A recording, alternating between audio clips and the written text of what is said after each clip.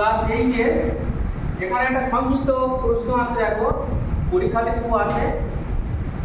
কতটা সিম্পল নিয়মে অঙ্কটা করা যায় দেখো, খুব শর্ট পদ্ধতিতে। 85 গ্রাম, 17 কিলোগ্রামে শতকরা কত? এখানে উত্তরটা কিভাবে বের করবে দেখো। প্রথমে তোমরা কি করবে, যত গ্রামের বলছে সেটাকে তোমরা কোথায় রাখবে? উপরে রাখবে। ডিভাইডেড যত কিলোগ্রামের বলছে ওটা নিচে রাখবে। আর আমরা অঙ্ক করতে গেলে সবসময় একই এককে নিয়ে যাই। তাহলে এখানে গ্রাম আছে আর কিলোগ্রাম আছে, কিলোগ্রামটাকে গ্রামে নিয়ে যাব। তাহলে কিলোগ্রাম থেকে গ্রামে গেলে কি হবে? গুণ হবে।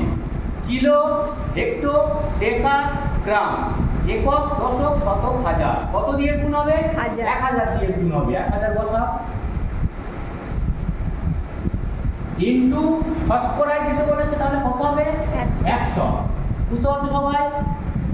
এখানে শূন্য দুটো কেটে দাও, উপরে দুটো শূন্য, নিচে দুটো শূন্য কেটে দাও। 5 17 85, 5 দিয়ে কাট।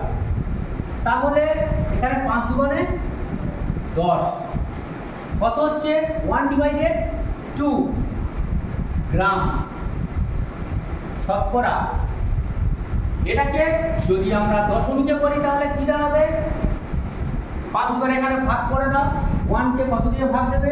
2, দশমিক দাও 0, 5 দুগুণে 10।